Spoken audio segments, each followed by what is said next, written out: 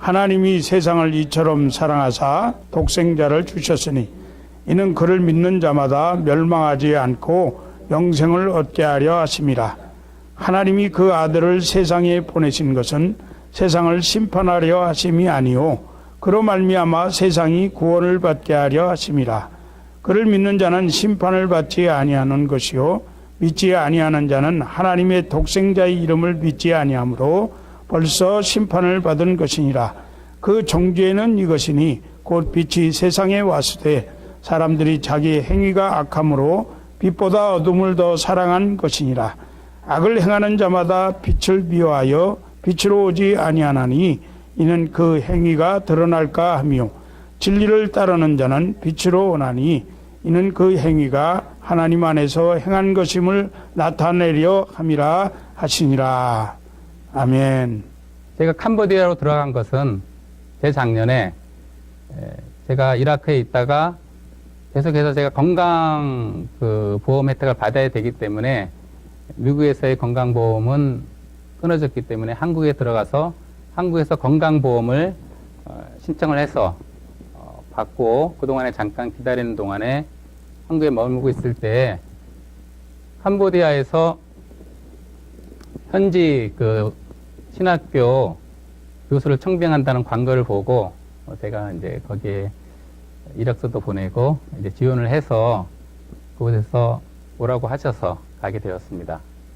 그 모든 것은 제가 하는 것이 아니라 하나님께서 다 그렇게 인도하셨다는 것은 제가 거기 살면서 더 이렇게 알게 되었습니다. 그래서 캄보디아는 킬링필드라고 많이 알려져 있는데 1970년대 후반에 그 동족을 살해하는 그 동족 상잔에 그런 아픔이 있는 나라입니다. 1970년대 후반에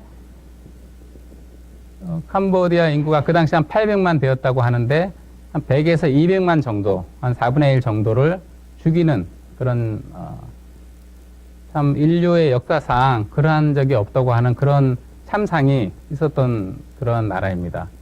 불과 한 40년 전 정도 되었기 때문에 아직까지 그 상처가 그 사람들 마음속에 남아있고 소망이 없이 살아가는 것을 볼 수가 있습니다.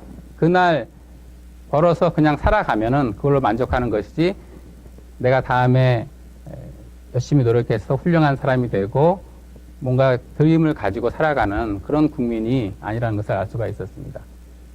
캄보디아는 지금 한 1,500만이 되는 인구가 있는데 그 중에 한 800만은 수도인 프놈펜에 모여 살고 있고 나머지는 이제 그 지방에 살고 있으면서 농업에 종사를 하고 있는데 1인당 평균 연소득이 한 2,400불 정도 되니까요.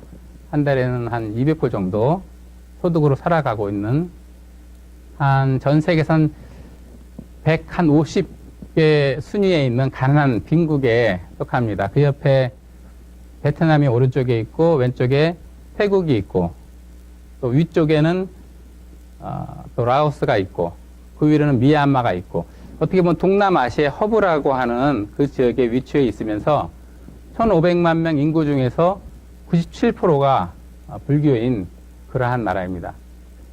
하나님께서 그곳에 처음 저를 불러주셔서 아내와 함께 들어갔을 때 그 현지 신학교에 있는 기숙사에서 저희들이 이제 그 학생들과 똑같이 먹고 자고 하면서 강의도 하고 그렇게 지낼 때 그 신학교가 하는 사역이 캄보디아의 기독교 인구가 2%지만은 그래도 기독교 역사는 한 100년 정도 됐어요. 선교의 역사가 100년 되었기 때문에 그동안 많은 선교사님이 들어가서 복음의 씨앗을 뿌리고 또 지금도 많은 선교사님들이 이제 푸놈펜을 중심으로 해서 전국의 이제 시골에 가서 복음을 전하고 그렇게 해서 믿게 된 사람들이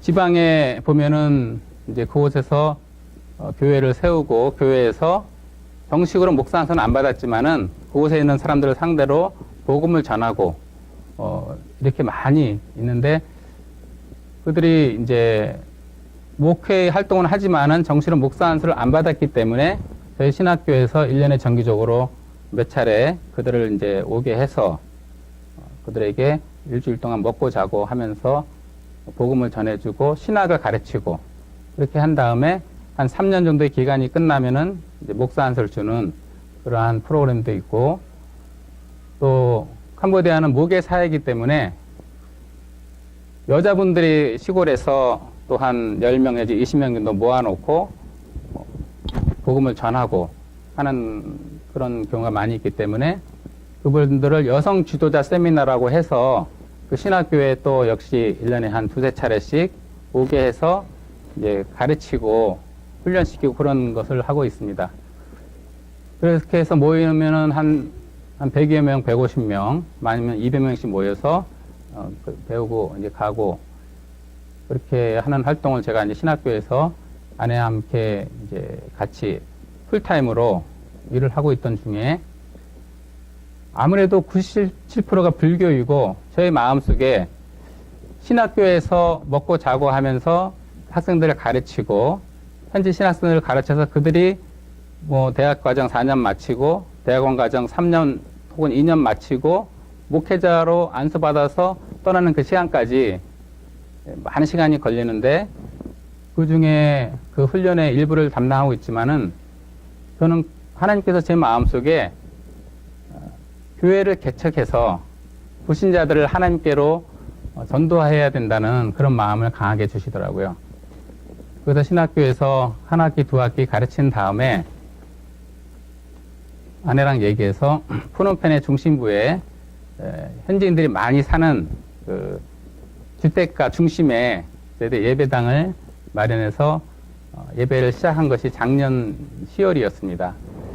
10월 8일 날 첫 예배를 드리고 한 열 몇 명이서 이제 처음에 모여서 하나님께 예배 드리고, 그리고 우리가 그 교회를 시작할 때 그냥 무조건 현지들이 사는 곳에 가서 우리가 더군다나 외국 사람이 우리는 기독교인인데 불교인 그들에게 가서 예배당이 있고 오라고 한다 그래서 오지 않을 것이 분명하기 때문에 전략을 세워야 됐습니다. 그래서 무료로 영어를 가르치고 한국어를 가르치는 그런 교실을 열어서 그들을 하나님 앞에로 인도하는 어떠한 그 다리 역할을 할 수 있는 그런 전략을 세워서 주중에는 무료 한국어 교육, 이제 저희 아내가 한국어를 가르치고 저는 이제 영어를 가르치고 해서 그렇게 했더니 뭐 어린이들도 오고 또 그 나라의 지식층이라고 하는 뭐 선생님들도 오시고 배우려고 하는, 한국말은 또 많이 인기가 있고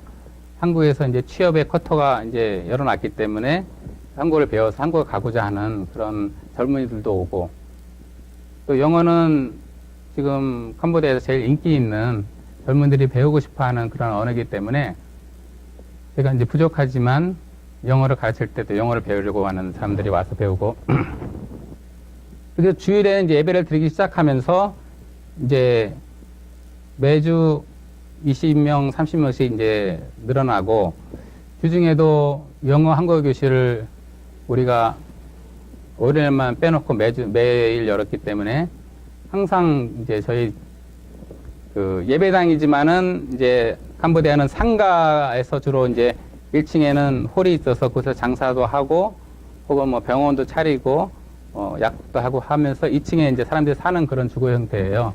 그래서 저희들도 이제 지금 보니까 이 예배 드리고 있는 이 장소에 제가 볼 때 어떻게 보면 한 3분의 2 정도 되는 장소, 거기를 얻어서 하고 있었는데 늘 현지인들이 저희 집에는 들끓었습니다. 그래서 올 때마다 그들을 그냥 보내지 않고 우리가 있는 거라도 대접하고 또 갈 때는 또 싸주고 이렇게 하다 보니까 항상 밤 어떨 때는 11시까지 왔다 갔다 하고 그런 그래도 예배당 차려놓고 저희들이 그냥 우리만 있는 것보다는 사람들이 현지인들이 왔다 갔다 하니까 너무 마음이 기쁘더라고요. 그 중에 이제 저희들은 그 사람들을 결국에는 우리의 목적이 교회로 예배당으로 인도하는 것이 목적이었다는 것을 마음속에 항상 간직하고 있으면서 가르치고 그렇게 있을 때 그 중에서 이제 28살 된 그 티다라는 아가씨가 저의 그 눈에 들어왔습니다. 그것은 되도록 이제 불교 집안인데 그 아가씨를 하나님께 인도해야 되겠다. 그런 마음으로 그 아가씨를 집중적으로 이제 전도 대상자로 이제 선택하고 기도하면서 더 섬겼어요. 그 아가씨는. 그런데 이제 그 올 때마다 저희 와이프는 이제 맛있는 걸로 이제 식사도 대접하고 또 주중에도 한국어도 배우러 오고 또 영어도 배우러 오고 그렇게 하고 한 번은 또 그 어머니가 그 시골에 살고 계시는데 그 아가씨 딸을 방문하는 길에 또 저희 집에 왔더라고요. 그래서 제가 2층에 있다 보니까 아래층에서 얘기하는데 또 저희 와이프는 또 그 어머니를 저녁 식사로 초대를 하더라고요. 또 낮에 이렇게 대접하면 되는데 또 왜 저녁을 초대를 할까 이런 마음 속으로 좀 들었는데 곧 그런 마음은 잠깐이고 하나님께서 하시는 거지 그러면서 이제 오히려 감사하게 생각하고 그래서 저녁도 대접하고 그 아가씨를 타겟으로 해가지고 이렇게 열심히 섬기면서 또 한 번은 이제 그 아가씨 한 사람을 하나님께 돌아오게 하기 위해서 그 아가씨 친구라든가 그 아가씨 어머니까지 해서 한 10명 되는 사람을 근처에 있는 그 피자 가게에서 대접을 했습니다. 캄보디아는 월 평균 소득이 200불 정도밖에 안 되기 때문에 그 현지인들이 피자를 사 먹기에는 굉장히 어려운 그런 여건인데 물론 저희들에게도 어렵죠. 저희들도 거기 살다 보니까 제 머리 깎는 게 1불 25면 깎거든요.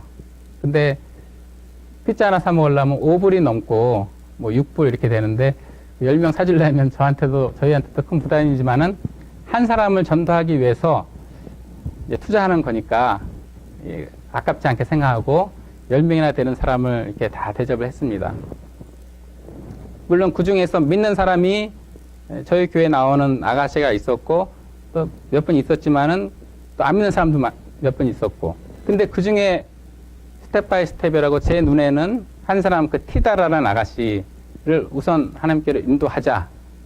그런 것은 제 마음속에 분명히 하나님께서 이 아가씨를 나를 통해서 인도하시게 한다는 그런 믿음이 있었기 때문에 우선 그 아가씨부터 전도하자라는 마음으로 대접을 했습니다.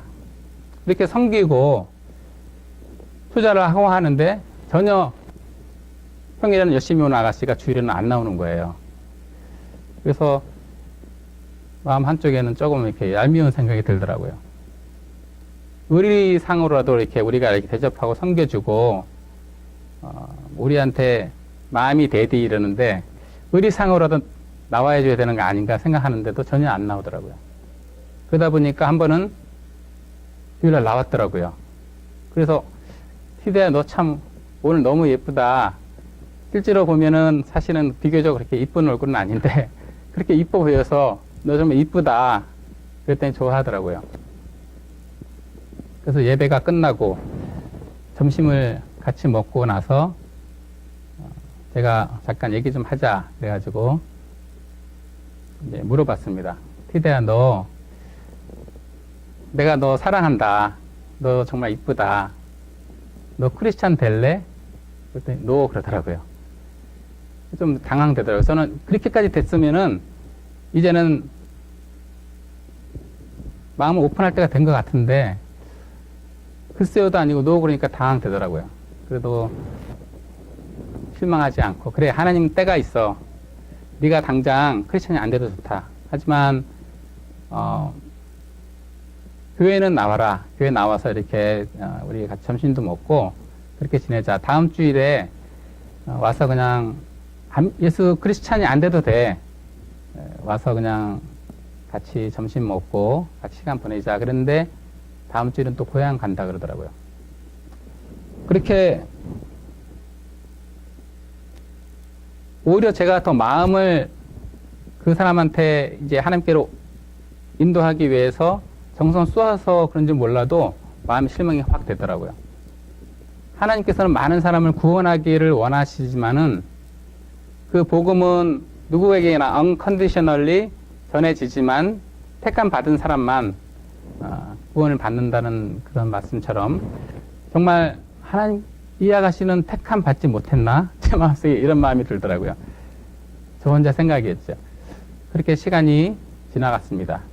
지나가고 부활절이 다가오는 어느 날 저녁에 예배당에 혼자 앉아서 기도하는데 갑자기 제 마음속에 제가 고등학교 때 돌아가신 아버지 또 재작년에 돌아가신 어머니가 마음속에 떠오르면서 정말 그립더라고요. 갑자기 보고 싶은데 이제 볼 수 없고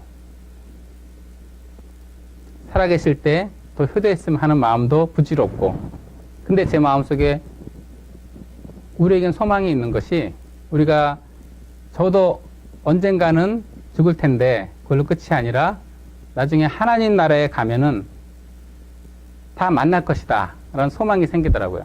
그러면 얼마나 반가울까.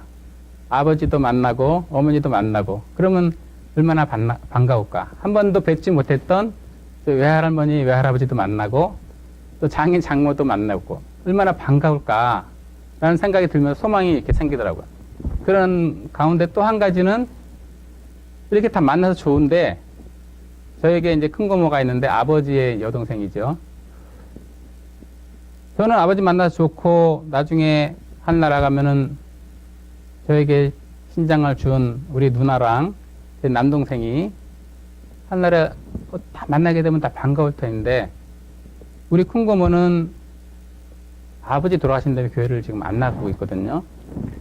70이 넘으셨는데 아버지는 자기 동생이 하늘나라에 오지 못하고 그러면 얼마나 또 그 마음이 섭섭하실까 그런 마음이 들더라고요.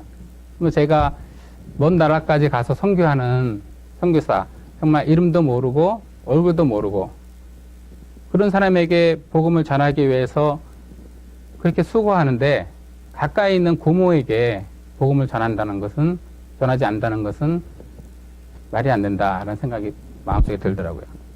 그래서 너무 가깝기 때문에 고모에게 전하지 않았던 그 복음을 전해야 되겠다 이런 마음이 들더라고요. 그래서 그 다음날 카톡으로 고모에게 보냈습니다.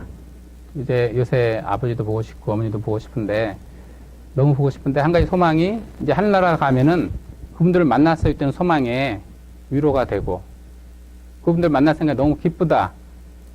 고모도 이제 예수님 믿고 우리 나중에 언젠가 될지 모르지만 누군가는 다 가야 되는 마지막 날이 올 때 그것이 끝이 아니라 하늘나라에 가면은 다 같이 만날 수 있는 우리가 되자라고 보냈습니다. 카톡으로. 그랬더니 그 다음날 고맙다 그러면서 연락이 오더라고요. 그것이 끝이 아니라 이제 시작인 걸로 저는 지금 생각하고 부모를 계속해서 전도해야 되겠다 이런 마음을 가지고 있습니다. 그렇게 부활절이 다가오고 있었습니다. 4월달이었죠. 4월 첫째 주인가 이렇게 부활절이 다가오면서 기도할 때 하나님께서 제 마음속에 지금 계속해서 사람들이 오고 있고 또 우리가 그들에게 이제 세례도 주고 이렇게 하고 있는 가운데 그래도 아직까지 네 근처에서 영어라든가 한국어 배우는 사람 중에서 오지 않고 있는 사람이 있지 않느냐. 그리고 주위에 인사했던 주민들 이런 사람들을 교회로 다 초대해서 복음을 전해야 된다는 그런 마음이 생기더라고요. 그래서 이제 저한테 영어를 배우는 사람 중에서 이제 피사의 엄마라는 분하고 또 나리의 엄마라는 사람이 두 분 다 이제 그 캄보디아에서는 한 분은 고등학교 선생님이시고 한 분은 이제 전통 드레스를 만드시는 분인데 그들이 둘 다 이제 한 분은 딸이 둘이 있었고 한 분은 딸이 셋이 있었는데 그 딸들은 제 와이프한테서 이제 한글을 배웠고 그 부모가 그 엄마 두 분이 있어서 저한테 영어를 배웠는데 그분들에게 저희들이 그걸 가르치면서 한 번도 교회에 나오라는 소리는 안 했는데 이번에는 해야 되겠다라는 생각이 들더라고요. 그래서 부활절 예배에 초대를 했습니다. 일단은 초대를 해야 되겠다. 올지 안 올지 몰라도. 근데 마음속에는 하나님께서 부활절날 이루실 어떠한 그러한 계획이 있으시다면은 그들이 올 거라는 그런 마음이 들더라고요. 그래서 그들도 초대하고 그리고 또 평상시에 인사는 나누었지만은 초대하지 못했던 주민들 초대했습니다. 그래서 부활절 날이 되어서 정말 생각지도 않게 그 두 피사의 엄마랑 나리 엄마라는 분도 오셨고, 두 분만 오신 게 아니라 그동안 한 번도 교회에 나오지 않았던 딸 둘, 또 이쪽에 딸 셋, 가족이 이렇게 다 나오셨더라고요. 그 예배에 60명 넘는 사람이 40명 앉는 자리인데, 많이 앉지 못하고 저쪽 뒤에 서 있고, 꽉 차서 예배를 드렸습니다. 그들에게 전한 말씀이 바로 오늘 본문 말씀이에요. 요한복음 3장 16절. 그리고 하나님의 세상을 이처럼 사랑해서 성경에 가장 많이 나오는 말씀 중에 사랑이다. 그것은 하나님이 우리를 향하신 그 사랑인데 그 증거가 바로 이 말씀이다. 하나님이 세상을 이처럼 사랑해서 독생자를 주셨으니 이는 저를 믿는 자마다 멸망치 않고 영생을 얻게 하려 하심이다. 그리고 말씀을 전하고 너희들이 회개하면은 하나님께서 성령을 주실 것이고 이 시간에 그 믿음으로 말미암아 이 세상이 끝이 아니라 우리가 멸망치 않고 영생을 얻게 될 것이다라는 말씀을 전하고 이제 이 시간에 예수님을 영접하고 싶은 사람들 앞으로 나오라고 했습니다. 그날 정말 교회 처음 나온 사람들 그리고 그 가득 메운 사람 중에서 젊은이들도 새로 한 7-8명 나왔고 그 사람들이 대부분 다 불교인데 처음 오는 그 예배당에서 예배를 같이 드리고 기도할 때 같이 기도하고 말씀을 전할 때 그 말씀을 듣고 일어나서 찬양할 때 눈물도 보이고 그렇게 하는 것을 볼 때 하나님께서 계획하시고 제 입을 통해서 그들을 초청하게 하시고 복음을 전할 때 그들에게 그 복음이 그 마음에 심겨져서 바뀌었다라는 것을 느꼈습니다. 그렇게 해서 부활절 날 예배를 드리고 그 다음날 저한테 연락이 왔어요. 우리 집에 왔었다고. 아가씨 둘이 우리 집에 왔었는데 우리가 없더라고. 마침 우리가 그날 없었던 시간에 찾아왔던가 봐요. 그러면서 예수님에 대해서 더 알고 싶어서 찾아왔다. 아가씨 둘이 왔는데 내일 가도 되느냐. 우리가 오늘 왔는데 없더라고. 내일 와도 되냐 그래서 제가 오라 그랬습니다. 그래서 다음날 아가씨 둘이 찾아왔어요. 처음 교회 나온 아가씨하고 또 한 아가씨는 그렇게 제가 섬기고 전도의 대상으로 삼았던 티다라는 아가씨가 예수님에 대해서 더 알고 싶다고 이렇게 찾아왔습니다. 그 두 사람을 앉혀놓고 너네들 예수님에 대해서 더 알고 싶니? 그랬더니 더 알고 싶대요. 그래서 난 아버지가 고등학교 때 돌아가셨고 어머니가 2년 전에 돌아가셨는데 너무 요새는 보고 싶더라. 그랬더니 벌써 눈물이 글썽하더라고요. 왜냐하면 대부분의 그 캄보디아의 젊은이들이 한부모 밑에서 자랐거나 부모 없이 자란 사람이 많거든요. 1970년대 인구의 4분의 1이 이제 죽었기 때문에 그리고 나서 캄보디아 사람들은 어떤 가정관이 정립이 안 돼서 일찍이 결혼해가지고 남자가 떠나서 다른 여자를 만나고 이런 경우가 많기 때문에 한부모 가정이라든가 부모 없이 자란 사람이 많아서 제가 그런 얘기 했더니 벌써 눈물이 이렇게 글썽거리는데 그분들 내가 지금 굉장히 보고 싶은데 소망이 있는 것은 우리가 영리에 못 맞는 것이 아니라 우리가 정말 하나님 믿음으로 말미암아 끝이 아니라 죽으면 영생의 길로 간다는 것을 나는 분명히 알기 때문에 한나라에서 그들을 만날 것이란 소망이 있으니까 아무리 보고 싶어도 그 소망 때문에 나는 그것을 견딜 수 있다. 그렇게 얘기를 시작했습니다. 그래서 너희들도 마찬가지로 예수님을 믿으면 하나님은 우리를 너무 사랑하시기 때문에 우리의 죄를 위해서 그 아들을 이 세상에 보내서 십자가에 달려 돌아가시게 하시기까지 너무 사랑하시기 때문에 누구든지 예수님을 믿으면 멸망치 않고 영생을 얻게 되는데 너희들 예수님 믿기 원하니? 그랬더니 원한다 그러더라고요. 그래서 그날 두 아가씨가 정말 성경에 손을 얹어놓고 예수님을 영접하고 너 이제 크리스찬이다. 그래서 자기들이 크리스찬이래요. 내가 얼마 있으면 이제 미국에 들어가는데 여기 갔다 와서 우리 세례 받자 그랬더니 세례 받는다 그러더라고요. 그래서 두 아가씨가 또 하나님을 영접하였습니다.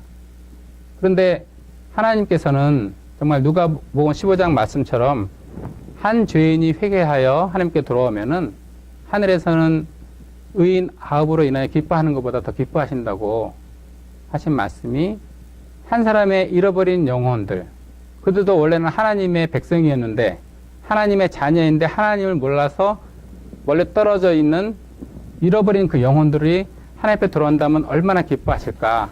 그것을 아니까 정말 믿지 않는 그 한 사람을 향한 그 하나님의 마음을 알고서는 제가 그들을 복음을 전하는 것을 어떻게 그것을 마다할 것이며 주저할 것이며 부끄러워할 것이냐, 그런 마음이 들었습니다.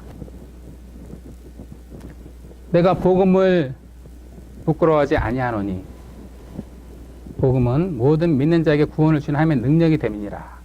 이 말씀이 제 마음에 들어와서 정말 예전에는 가까운 고모에게도 복음 전하기를 주저했고, 길 가다가 믿지 않은 사람이 지나도 있어도 그냥 지나치고, 선교사지만 예배 오는 사람들에게 그들에게 복음을 전했지 예배가 없는 저곳에서 그 믿지 않은 사람들에게 복음을 전하기를 두려워하고 부끄러워하고 주저했던 저지만은 정말 그 한 사람을 향해서 자기 아들을 내어주신 하나님의 사랑을 알고 그 복음은 부끄러운 것이 아니라 정말 구원을 이루는 하나님의 능력이 되는 것을 안 이상은 저의 마음은 믿는 지 않은 자들에게 달려가고 있다는 것을 다시 한번 느끼게 되었습니다. 그래서 부활절 예배를 드리고 또 부활절날 처음 교회 나왔던 아까 피사의 엄마하고 나리 엄마도 이제 우리가 곧 미국에 떠난다는 것을 알고 저희들 식사를 대접하더라고요. 가정의 식사를 대접해서 그분들은 제가 미국에 들어왔기 때문에 미처 영접시킬 기회가 없었어요. 하지만 제 마음속에 그분이 아직 있습니다. 들어가자마자 영접시켜야 되겠다. 그것은 그냥 가서 예수님 믿어라 하면 되는 것이 아니고 그들에게 정말 예수님 믿어야 된다는 그런 마음을 갖게끔 기도를 먼저 준비하고 복음을 전하고 하나님의 사랑이시라는 것을 말로만 전하는 것이 아니라 우리 삶을 통해서 하나님의 사랑이라는 것을 전해야 된다는 것을 알고 있기 때문에 들어가면은 그들에게 가서 빈손으로 가지 아니하고 정말 과일이나 필요한 걸 사들고 가고 좋은 관계를 가지게 하고 나서 그들에게 하나님은 사랑이다. 만약에 너희가 믿으면 하나님의 사랑이 성령을 통해서 너희 마음에 가득 차게 될 것이다. 라는 것을 전하려고 합니다. 오늘 아까 말씀드린 대로 정말 요교 목사님 이 교회에 저희들이 와서 귀한 말씀을 듣고 위로받고 힘을 얻어서 돌아가려고 했는데 목사님께서 선교지에 그 사역을 은혜를 함께 나누기를 원하셔서 제가 이 자리에 섰습니다. 제가 두서없이 지난 2년이 채 안 되지만은 캄보디아에 들어가서의 그 선교 사역에 대해서 나누었는데 제가 생각하는 것은 이제 하나님은 이 땅을 향하신 어떠한 계획이 있으시고 디모데전서 2장 4절의 말씀처럼 모든 사람을 다 구원하시기를 원하시는 것이 하나님의 계획입니다. 그리고 저희가 교회를 세울 때 이제 푸놈펜에 교회를 세웠지만은 푸놈펜을 중심으로 해서 시골에 있는 현지에 있는 교회들 정말 재정이 없고 열악하여서 힘들어하는 교회들에게 우리가 나아가서 같이 협력하고 하나님의 나라가 캄보디아에 임할 수 있도록 그걸 한 가지 목적을 가지고 현재 있는 교회들과 협력을 하고 또 우리가 할 수 있으면 하나님께서 기회를 주신다면은 푸놈펜에 우리가 있지만은 다른 지역에 교회를 개척하고 그러한 모든 그러한 사역을 감당하려고 우리가 기도하면서 하고 있는데 하나님께서 교회마다 또 크리스찬들에게 주는 그 사명의 기본적인 그 목적은 결국은 이 땅에 하나님의 나라가 임하고 우리들을 통해서 하나님께서 영광 받으시길 원한다는 것입니다. 그것은 하나님께서 모든 사람이 다 하나님을 알기를 원하시는데 그것은 그냥 이루어지는 것이 아니라 한 사람 한 사람 우리 먼저 믿은 저희들에게 복음을 전하는 그런 사명을 주심으로써 우리가 그것을 감당할 때에 하나님의 복음이 이 땅에 전해지는 것입니다. 우리가 교회를 계속 개척할 때 한 가지 분명히 배운 것은 그냥 그곳에 마을에 가서 교회를 개척할 때 그냥 개척하면 되는 것이 아니라 우리가 처음에 이 프놈펜의 교회를 개척할 때 한 주민이 찾아와서 저에게 물어보더라고요. 너희들 왜 이곳에 교회를 개척하려고 하느냐? 그렇게 물어볼 때 저는 이 교회를 통해서 현지인들에게 무료로 영어를 가르치고 무료로 한국어를 가르치고 또 어려운 사람들이 있으면 우리가 도와주기 위해서 그 지역민들을 섬기기 위해서 교회를 세운다 이런 얘기를 했더니 고개를 끄덕끄덕 하더라고요. 그래서 우리가 보통 비즈니스를 하거나 교회를 세우거나 어떠한 non-profit 오르가니제이션을 세울 때 미션 스테이트먼트나 비전 스테이트먼트라고 있잖아요. 하는 목적, 세우는 목적이 분명히 있는데 디즈니의 미션 스테이트먼트는 보면은 to make people happy라고 되어 있습니다. 사람을 행복하기 위해서 디즈니가 있다. 굉장히 심플하지만 그것이 확 마음에 와닿는 것이에요. 예수님께서 교회를 세우신 게 된 것은 마태복음 16장에 있는 말씀처럼 베드로의 고백, 주는 그리스도시요 살아계신 하나님의 아들이라는 그 고백 위에 예수님께서 내가 이 반석 위에 나의 교회를 세운다 그러셨거든요. 그리고 나서 예수님께서 사도행전 1장 8절 말씀에 오직 너에게 성령이 임하시면 너희가 권능을 받고 예루살렘과 온 유대와 사마리아와 땅까지로 내 증인이 되리라 라고 말씀하셨습니다. 주는 그리스도 살아계신 하나님의 아들이라는 그러한 신앙 고백 위에 교회를 세우시고 궁극적인 목적은 예수 그리스도의 교회를 통하여 증인이 되게 하는 것입니다. 그러한 우리에게 가지고 있는 교회의 개척의 비전 스테이트먼트, 목적, 결국은 그 교회가 예수 그리스도의 증인이 되게 하시고 그것은 하나님께서 이 세상을 향하여 가지고 계신 위대한 계획, 모든 사람이 다 구원받기를 원하시고 또 진리를 아는 데 이르기를 원하신다는 그 위대한 목적을 이루시게 하는 그런 그 교회의 사명이 되는 것입니다. 그래서 그 말씀에 보면은 먼저 예루살렘가부터 시작해서 온 유대와 사마리아 땅까지 이르러 갔기 때문에 누구나 다 땅 끝에 가 있을 수는 없는 것이죠. 그래서 이 그레이스 라이프 한인 교회는 이 게인스빌 지역 사회에서 이 지역에 있는 믿지 않은 사람들에게 전도하는 사명이 있기 때문에 또 지역민들을 섬기고 그런 사명이 있기 때문에 저는 캄보디아에서 이 교회를 할 수 있는 것은 잊지 않고 기도하는 것이라고 믿고 기도하고 있고 또 앞으로도 그렇게 할 것입니다. 또 저희들은 이제 캄보디아에 처음에 선교를 떠난 건 2013년 11월이지만 캄보디아에 들어간 것은 재작년 11월이었기 때문에 따지고 2년이 안 됐는데 앞으로 이 미국에 잠깐 제가 들어와서 다시 들어가는 이 계기를 계기 삼아서 이제 들어가서 가장 먼저 시급하게 할 것이 우리가 지금 한 40명 앉을 수 있는 장소인데 그것을 좀 이제 넓은 데로 이사 가려고 지금 기도하고 있습니다. 그동안에는 이제 영어랑 한국어를 가르쳤는데 이제는 이제 컴퓨터 교실을 열어서 그 나라 젊은이들이 중고 대학까지 올라가더라도 컴퓨터를 할 줄을 몰라요. 그래서 컴퓨터까지 이제 한 가지 더 해서 가르치고 전에는 이제 홀 하나에서 뭐 한쪽에 영어 가르치고 한쪽에는 한국어 가르치는데 이제는 좀 넓은 데 가면은 이제 배우는 장소도 좀 다르게 해가지고 그게 이제 가장 먼저 시급하게 할 것이고 또 한 가지는 이제 계속해서 교회 개척. 그 나라 수도인 캄보디아 수도인 푸놈펜을 중심으로 다른 지역에 지역교회의 협력을 통해서 같이 이제 복음을 전하고 또 우리가 지금 계획하고 기도하고 있는 것은 캄보디아 푸놈펜에서 한 버스로 6시간 거리에 있는 그 바담방이라는 지역에 농촌 지역인데 거기서 이제 교회를 개척했으면 하는 마음으로 기도를 하고 있습니다.